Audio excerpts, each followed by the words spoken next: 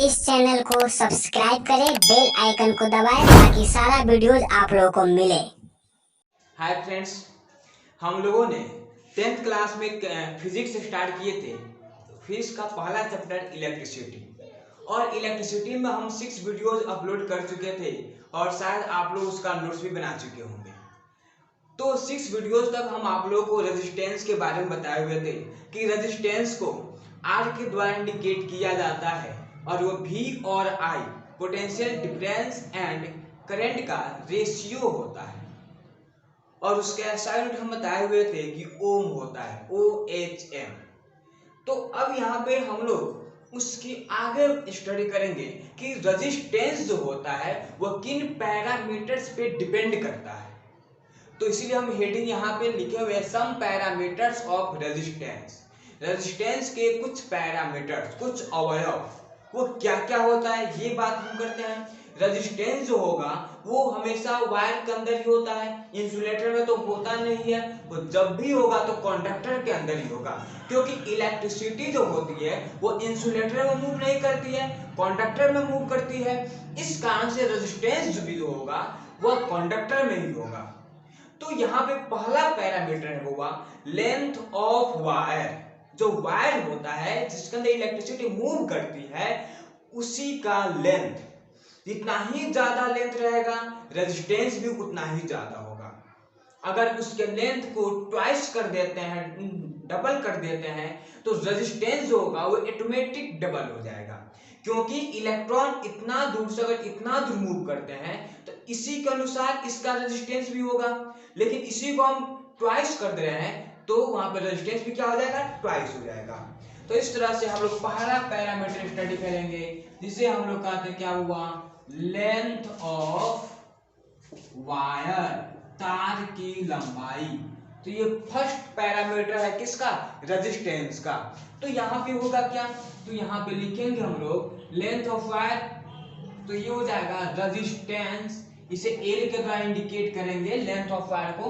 तो रेजिस्टेंस जो होगा ये डायरेक्टली प्रोपोर्शनल हो जाता है किसके, लेंथ ऑफ वायर के। ऐसे पहले इसको लिख लेते हैं हम लोग, रेजिस्टेंस क्या हुआ, resistance is directly proportional to what, length of wire. तो यहाँ पे क्या लिख देंगे, लेंथ ऑफ कंडक्टर। वायर वहां पे हेडिंग में लिख दिए, लेकिन यहाँ पे लिखना है क्या, कंडक्टर, क्योंकि इलेक्ट्रिसिटी कहीं भी मूव करेगी वो क्या कहलाएगा, कंडक्टर ही कहलाएगा। तो यहाँ पे इसका मतलब रेजिस्टेंस को आर के द्वारा इंडिकेट करते हैं और यह साइन ऐसे ही रहेगा, यह एल हो जाएगा।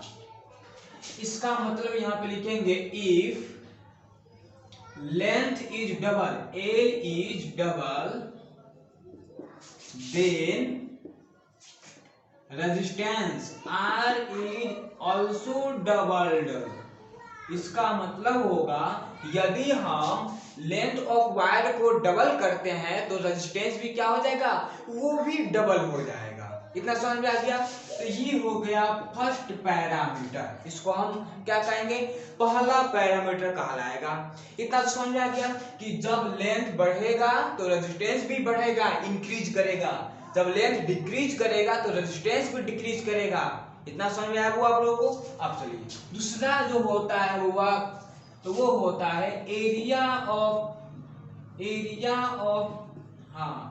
Of cross section, area of cross section. तो अब इसे ए के द्वारा हम इंडिकेट करेंगे। अब ये एरिया की बात करते हैं तो एरिया रेक्टेंगुलर भी हो जाता है, हो सकता है सर्कुलर भी हो सकता है, स्क्वायर जैसा भी हो सकता है, क्यूबिकल भी हो सकता है। एरिया किसी भी तरह से हो जाता है, लेकिन उतना ज्यादा पढ़ने की आवश्यकता नहीं है। सिर्फ और सिर्फ हम एक सर्कुलर एरिया के बारे में पढ़ेंगे। तो यहाँ पे एरिया, अब यहाँ पे एरिया का डिपेंड करता है जिस सेक्शन में इलेक्ट्रिसिटी मूव करती है उस सेक्शन के एरिया पे डिपेंड करता है। अब एरिया ज्यादा जब होगा, एरिया अधिक होगा तो उसमें इलेक्ट्रॉन फ्री रूप से घूमेंगे। जब फ्री रूप से घूमेंगे तो आपस में कोलिजन होगा, नहीं होगा। जब ये पूरा रूम है, इस रूम में 5 मॉस्किटोज को रख दें, 5 मच्छर को रख दें, तो आपस में जल्दी नहीं टकराएंगे। कोई उधर भाग जाएगा, कोई इधर, कोई इधर, कोई उधर, कोई उधर। लेकिन अगर इस मुट्ठी में इतना दूर के एरिया में 5 मॉस्किटोज को यहाँ पे रख दे, 5 मच्छर को रख दे, तो आपस में टकराएगा कि नहीं? आपस में टकराएगा, कोलिजन होगा। अब देखिए इलेक्ट्रॉन वैसे ही, अगर एरिया यहाँ पे मान लेते हैं कि एक एरिया ये हो गया और एक एरिया ये हो गया, 4 इलेक्ट्रॉन रखे हुए, 1 इलेक्ट्रॉन, 2 इलेक्ट्रॉन, 3 इलेक्ट्रॉन, 4 इलेक्ट्रॉन, इसके अंदर भी 1 2 3 4।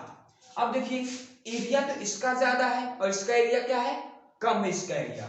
अब यहाँ पे ये इलेक्ट्रॉन फ्री रूप से कहीं भी मूव करेगा, कोई डिस्टरबेंस नहीं होगा। जब इलेक्ट्रॉन फ्री रूप से मूव करेगा तो क्या आपस में कोलिजन होगा? आपस में वो स्ट्राइक होगा? नहीं करेगा। जब स्ट्राइक करेगा ही नहीं तो रेजिस्टेंस होगा ही नहीं। इसका मतलब जितना ज्यादा एरिया रहेगा उतना ही कम रेजिस्टेंस होगा, क्योंकि ज्यादा एरिया में इलेक्ट्रॉन इधर उधर मूव करने लगेंगे, आपस में स्ट्राइक होंगे ही नहीं, आपस में टकराएंगे ही नहीं। जब आपस में नहीं टकराएंगे तो रेजिस्टेंस होगा ही नहीं। इलेक्ट्रॉन आपस में स्ट्राइक होते हैं, टकराते हैं, तब जाके उसका रेजिस्टेंस जो होता है वो भी होता है। जब इलेक्ट्रॉन आपस में टकराए ही नहीं तो करंट कहां से रुकेगा?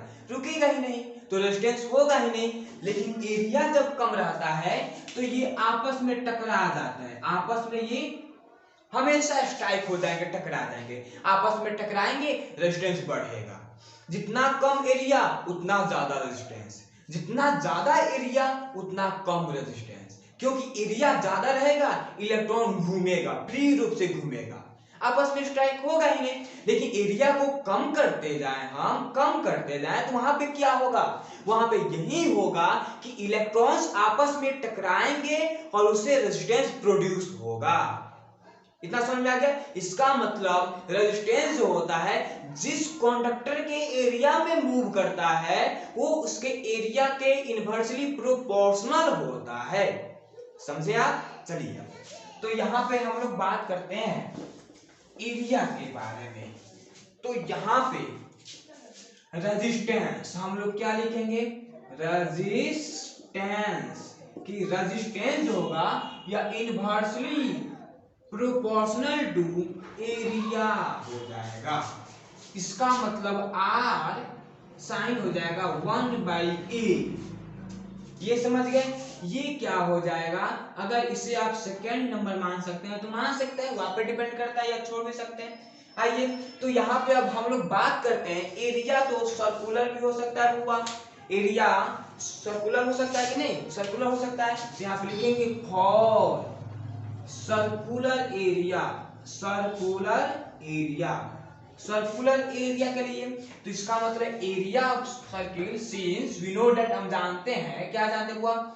Area of circle is equal to क्या होता है? पाई आर स्क्वायर होता है। तो यहाँ पे हो जाएगा क्या? आर, तो यहाँ पे लिखेंगे हम लोग, तो यहाँ पे लिखेंगे putting the value of, putting, दिखाई दे रहा है? हाँ, putting the value of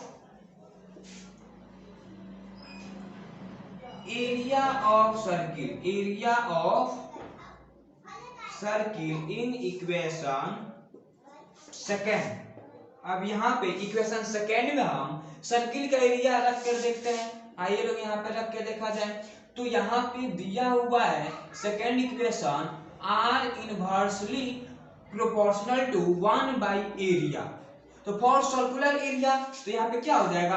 R inversely proportional to 1/πr square. इससे ये निष्कर्ष निकल जाता है कि R जो होता है इनवर्सली प्रोपोर्शनल किसके होता है? आर स्क्वायर के होता है।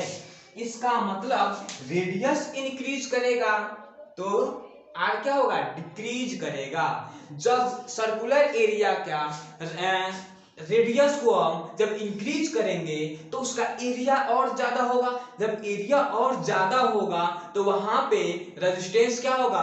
कम होगा। यही यहाँ पे ऑब्जर्वेशन निकला है। तो यहाँ पे हम लोग लिखेंगे व्हेन या इफ रेडियस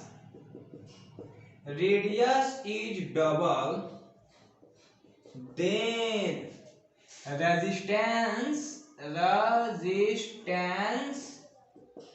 इज ऑल्सो या ऑल्सो हाफ्ड, ये ऑल्सो हाफ हो जाएगा।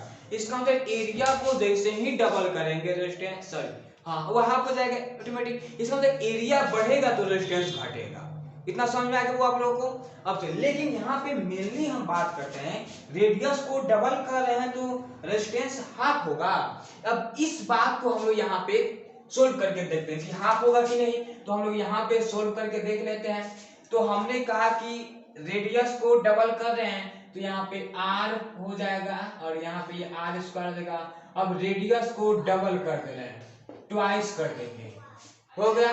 तो यहाँ पे क्या हुआ, यहाँ तो होगा ये 2 इधर आ जाएगा तो यहाँ पे आएगा तो r/2 ये हो जाएगा प्रोपोर्शनल टू 1/r², हो जाएगा सिंपल। तो हम लोग स्टेटमेंट में ये लिखिए तो, या इसको ऐसे भी लिख सकते हैं आप लोग कि जब रेजिस्टेंस इंक्रीज होगा तो इसका मतलब रेडियस जो होगा, रेडियस वो डिक्रीज करेगा, या जब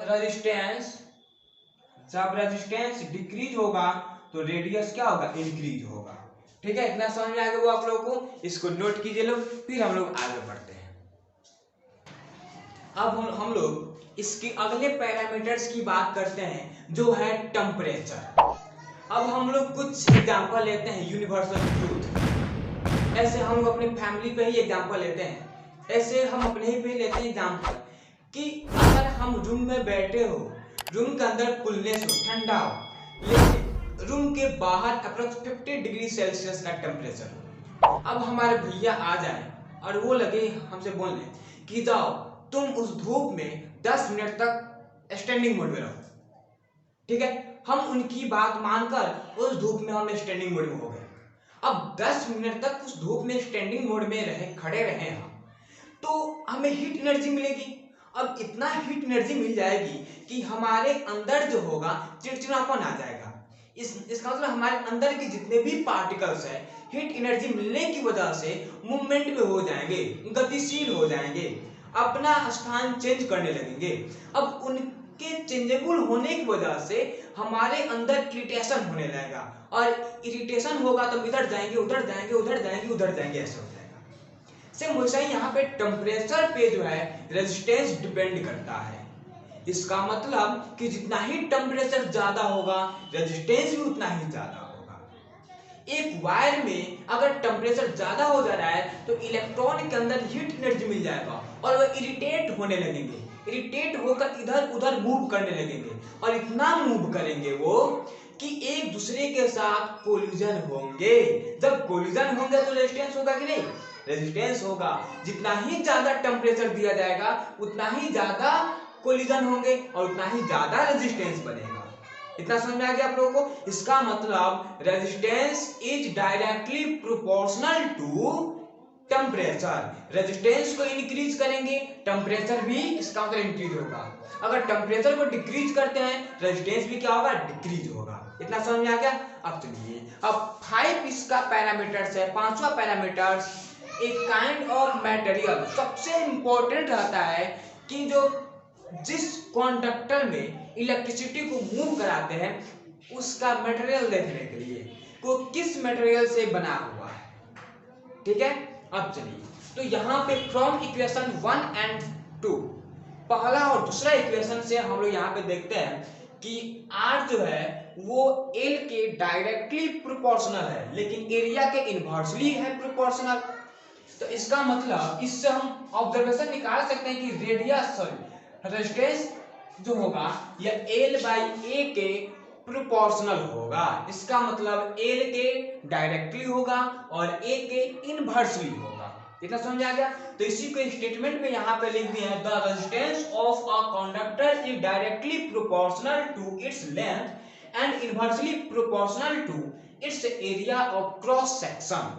आगे समझे? इसका मतलब जो रेजिस्टेंस होगा वो L के हमेशा डायरेक्टली प्रोपोर्शनल रहेगा, लेकिन एरिया के हमेशा इनवर्सली प्रोपोर्शनल होता है। इतना समझ में आ गया? तो यहां से हम लोग इस साइन को हटाने के लिए एक कांस्टेंट टर्म यहाँ पे लाएंगे, तो R तो है यहाँ पे, और ये साइन चेंज होकर इक्वल में आ जाएगा। लेकिन इक्वल में आएगा कब? एक यहाँ पे कांस्टेंट टर्म लाएंगे, और ये कांस्टेंट टर्म क्या होता है बाद बताएंगे। और यहाँ पे क्या हो जाएगा L बाई A हो जाएगा। अब यहाँ पे ये ऐसा P जैसा दिए हैं ये क्या है, तो यहाँ पे लिख लेंगे हम लोग, ये जो है हुआ यह हम लोग क्या कहते हैं, प्रोपोर्शनलिटी। कांस्टेंट है या इसी को हम लोग रेजिस्टिविटी कहते हैं। क्या कहते हैं, रेजिस्टिविटी। इसी को रेजिस्टिविटी कहा जाता है और इस साइन का नाम होता है रो होता है। लेकिन यह किसका काम करेगा, रेजिस्टिविटी, और रेजिस्टिविटी का साइन क्या होगा, रो होगा। आर अंडरस्टैंड, यह रो कहलाता है, रो। ठीक है, अब चलिए, अब यहाँ पे हम लोग ऑब्जर्वेशन फिर से निकाल सकते हैं लोग। क्या होगा, क्या निकाल सकते हैं लोग कि पहले से since r is equal to rho into L by A होता है। अब यहाँ पे रो का फॉर्मूला निकालना है, तो ये इधर इंटू में उधर जाएगा तो अपोजिट हो जाएगा, तो ये हो जाएगा रो इज इक्वल टू, इसलिए रो इज इक्वल टू क्या होगा हुआ, r into A by L हो जाएगा। यह रहा रो का फॉर्मूला। रेजिस्टिविटी अगर निकालना हो तो हम फॉर्मूला लगाएंगे r into A by L, यह फॉर्मूला लग गया। अब चलिए यहाँ पे, अब यहाँ पे लिखेंगे वेयर, जहां यह जो है, इसको बात है एल जो है, एल क्या कहलाएगा, लेंथ कहलाएगा, ए जो है यह क्या कहलाएगा, एरिया कहलाएगा, और आर जो है, आर क्या कहलाएगा, रेजिस्टेंस कहलाएगा। सेम वैसे ही यहाँ पे बात करते हैं, यह साइन, इसी को हम लोग क्या कहते हैं, प्रोपोर्शनलिटी कांस्टेंट कहते हैं। क्या कहते हैं हुआ, कांस्टेंट कहते हैं, या इसी को हम लोग रेजिस्टिविटी कहते हैं, रेजिस्टिविटी कहते हैं।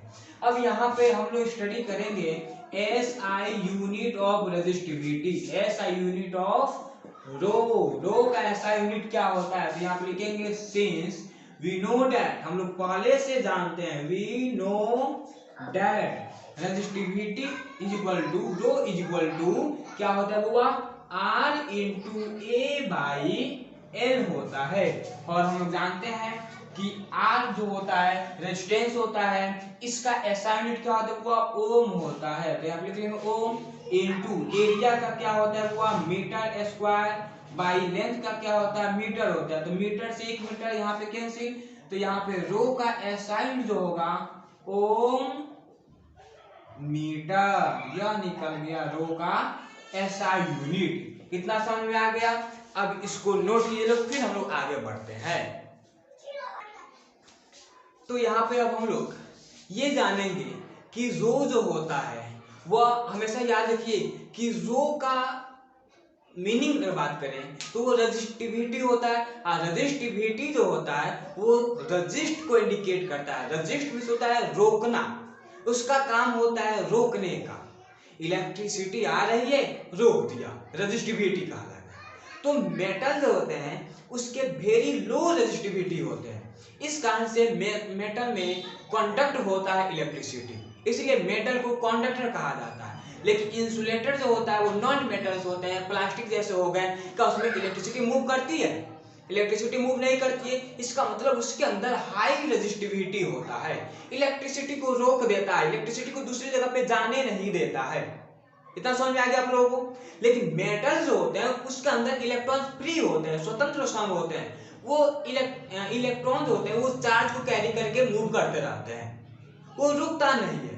मेटल्स रोकते नहीं है, रेजिस्ट नहीं करते हैं, इसलिए मेटल के अंदर जो रेजिस्टिविटी होता है वो 10 to the power -12 to 10 to the power -17 होता है। तो मेटल्स के अंदर जो रेजिस्टिविटी होती है वो होती है 10 to the power -12 to 10 to the power -17 होता है। लेकिन इंसुलेटर जो होते हैं इसके अंदर जो रेजिस्टिविटी बहुत ज्यादा होती है, 10 to the power 8 to 10 to the power 12 होता है, हमेशा याद रखिएगा बुआ आप। अब यहाँ पे हम लोग बात करते हैं, we use copper and aluminum wires for transmission of electricity because they have very low resistivity। हम लोग गोल्ड भी तो मेटल होता है, लेकिन उस मेटल को वायर के कांटेक्ट में क्यों नहीं लाते हैं, वायर क्यों नहीं बनाते। समय 1 ग्राम गोल्ड में 30,000 किलोमीटर 30 किलोमीटर तक वायर बन जाता है। 1 ग्राम गोल्ड में 30 किलोमीटर तक हम वायर बना सकते हैं। लेकिन फिर उसका यूज क्यों नहीं होता है? क्योंकि गोल्ड जो होता है वो बहुत ज्यादा रेजिस्टिविटी को कंटेन करता है, इलेक्ट्रिसिटी को रोकता है। लेकिन एल्यूमिनियम और कॉपर जो होता है वो इलेक्ट्रिसिटी को रोकता नहीं है, रेजिस्ट नहीं करता है। वो इलेक्ट्रिसिटी को बहुत जल्दी ही ट्रांस कर देता है, दूसरी जगह भेज देता है, मूव करा देता है। इस कारण से कॉपर और एल्यूमिनियम का ही वायर बनता है। सिल्वर भी अच्छा है, silver is the best conductor of electricity. Silver जो होता है इलेक्ट्रिसिटी के लिए सबसे अच्छा कंडक्टर होता है, लेकिन उसका ये नहीं होता है। क्यों? क्योंकि वो कॉस्टली होता है, इस कारण से होगा। गोल्ड भी कॉस्टली होता है, लेकिन उसका अंदर रेजिस्टिविटी बहुत ज्यादा होती है, इलेक्ट्रिसिटी को रोक देता है, जाने नहीं देता है। जब इलेक्ट्रिसिटी जाएगी नहीं तो कहां से बल्ब ग्लो करेंगे, फैन मूव करेगा, होम अप्लायंसेस यूज करेंगे? नहीं कर पाएंगे। इसलिए एल्यूमिनियम और कॉपर के अंदर जो रेजिस्टिविटी होता है बहुत ही कम होता है, इलेक्ट्रॉन को मूव करने देता है कि जाओ फ्री रूप से घूम लो जहां घूमना है वहां पे। इस तरह से इलेक्ट्रिसिटी भी जाती है, रेजिस्ट नहीं हो पाती है। आगे समझ में? अब यहाँ पे resistivity of alloys are much more higher than those of the pure metal. देखिए प्योर मेटल जो होते हैं ना, उस प्योर मेटल जो होते हैं ना हुआ, उसके अंदर रेजिस्टिविटी बहुत कम होता है। लेकिन वही एलॉय जो होते हैं जिसे हम इम्प्योर मेटल कहते हैं, अब एलॉय क्या होता है? एलॉय वो सब्सटेंस होता है जो 2 या 2 से अधिक मेटल्स के कॉम्बिनेशन से बना होता है। दो substances which are made up of the combination by 2 या more than 2 metals. Are you understand? इसका जो 2 या 2 से अधिक मेटल्स के कॉम्बिनेशन से जो सब्सटेंस बनता है उसे हम एलॉयज कहते हैं। और उस एलॉयज के अंदर जो रेजिस्टिविटी होती है प्योर मेटल्स के कई गुना ज्यादा होता है। इसीलिए जितना भी होम अप्लायंसेज है जैसे हीटर, टोस्टर, आयरन, ये सभी के सभी एलॉयज से ही बने होते हैं। आयरन जो होता है उसमें अगर रेजिस्टिविटी नहीं होती तो क्या आयरन हीट होता? नहीं। इलेक्ट्रिसिटी अगर कहीं पे रुक गई जाकर तो वहां पे हीट होना ही होना है। और वो रोकेगी कैसे? जब उस सब्सटेंस के अंदर, उस कंडक्टर के अंदर रेजिस्टिविटी हायर होगा, तो ज्यादा होगा, तभी इलेक्ट्रिसिटी रुक सकती है। इसीलिए जितने भी होम अप्लायंसेज होते हैं एज लाइक एज टोस्टर हो गया, आयरन हो गया, हीटर हो गया, ये सभी के सभी एलॉय का ही बना होता है। समझ में आ गया आप लोगों को? इसमें कोई कंफ्यूजन नहीं। तो यहाँ पे हम लोग जैसे मैग्नीन की बात करते हैं। मैग्नीन जो होता है यह एलॉय होता है, यह किसके किसके कॉम्बिनेशन से बना हुआ है? तो कॉपर, मैग्नीज और निकेल किसके किसके कॉम्बिनेशन से हुआ? कॉपर से मिलकर बना हुआ है, मैग्नीज के मिलने से बना है, एंड नाइक्रोम के मिलने से बना है। समझ में आया? तो ये मैग्नीज जो है एलॉय है, यह कुछ मेटल्स के कॉम्बिनेशन से बना हुआ है, कॉपर, मैग्नीज एंड नाइक्रोम के मिलने से बना है। तो यहाँ पे कॉपर, मैग्नीज और नाइक्रोम की अपेक्षा 30 टाइम्स ज्यादा रेजिस्टिविटी होती है किसमें? मैग्नीन में। कॉपर में, मैग्नीज में, नाइक्रोम में जितना रेजिस्टिविटी होती है सभी को मिलाकर उससे भी 30 गुना 30 टाइम्स मोर देन ज्यादा होती है मैग्नीन के पास। क्या हुआ? रेजिस्टिविटी। और ऐसा ही नाइक्रोम की बात करते हैं। नाइक्रोम एक वायर होता है, सॉरी वो यहाँ पे हम मिस्टेक किए हैं, यहाँ पे निकेल होगा, नाइक्रोम नहीं, ये तो एलॉय होता है, निकेल। तो निकेल आप लोग जानते हैं इसका सिंबल Ni होता है। अब यहाँ पे हम नाइक्रोम की बात करते हैं, तो नाइक्रोम भी कॉपर, निकेल और उसके बाद एक और वायर होता है उससे बनता है। तो यहाँ पे नाइक्रोम की बात करते हैं तो ये कॉपर के मिलने से बना होता है, निकेल के मिलने से बना होता है, क्रोमियम के मिलने से बना होता है। इन तीनों मेटल्स के कॉम्बिनेशन से बने होते हैं। इसका तो एलॉय हुआ कि नहीं? एलॉय हो गए। अब यहाँ पे बात करते हैं कि यह 60 गुना ज्यादा रेजिस्टिविटी रखता है। ये जो है नाइक्रोम बताया हुआ यह 60 टाइम्स ज्यादा इनसे रेजिस्टिविटी रखता है। इतना समझ में आ गए। अब यहाँ पे हम लोग आगे स्टडी करेंगे कि जितने भी होम अप्लायंसेस होते हैं सभी के सभी एलओएस से बने होते हैं। तो यहाँ पे लिखेंगे all home appliances are made up of alloys. जितने भी होम अप्लायंसेस होते हैं वो एलओएस के मिलने से बने होते हैं, क्योंकि एलओएस के पास हाई रेजिस्टिविटी होता है। Because LOS have high resistivity. अब होम अप्लायंसेस में क्या क्या, जैसे में आयरन हो गया, जैसे में टोस्टर हो गया। टोस्टर का स्पेलिंग हम भूल गए हैं, उसको देख लीजिएगा आप लोग। टोस्टर हो गया, जैसे में और क्या होता है, हीटर हो गया, एटसेट्रा ईटीसी। ये सारे के सारे एलओएस के कॉम्बिनेशन से बने होते हैं। अब रीजन क्या होता है वो, तो रीजन होगा ड्यू टू हाई रेजिस्टिविटी। क्या होगा यहाँ पे रीजन, यहाँ पर पूछा जाए कि रीजन क्या है हुआ, तो रीजन बताएंगे आप लोग 1 number due to high resistivity. और जितना ही रेजिस्टिविटी होता है उतना ही हीट जनरेट करता है, तो हीट ज्यादा करता है। तो इसका मतलब क्या हुआ, अगला जो होता है does not oxidised easily even at high temperature. तो यहाँ पे सेकंड नंबर होगा क्या, सेकंड नंबर हो जाएगा डज नॉट ऑक्सीडाइज्ड इजीली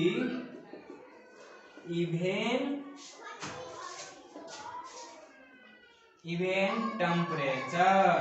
वह सामान्य तापमान पे ऑक्सीडाइज नहीं होता है।